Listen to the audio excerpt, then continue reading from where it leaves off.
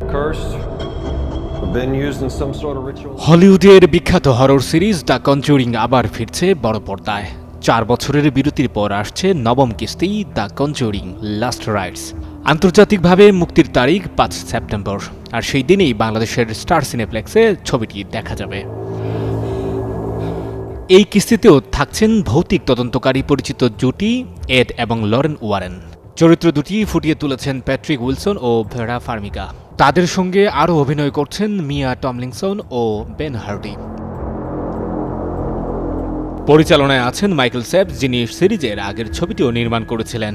প্রযোজনায় রয়েছেন James one ও Peter সাফরান।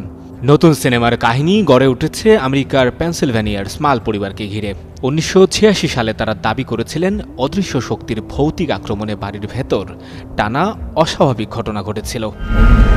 কখনো তীব্র দুর্গন্ধ, কখনো অদ্ভুত শব্দ, আবার কখনো রহস্যজনক ছায়া বা শারীরিক আঘাত। এসব অভিজ্ঞতা নিয়ে পরে একটি বইও লেখেন পরিবারটি।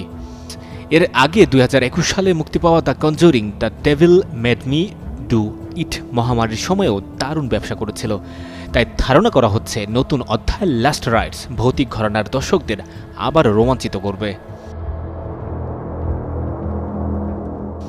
সঞ্জয় দত্ত, যুগান্তর নিউজ।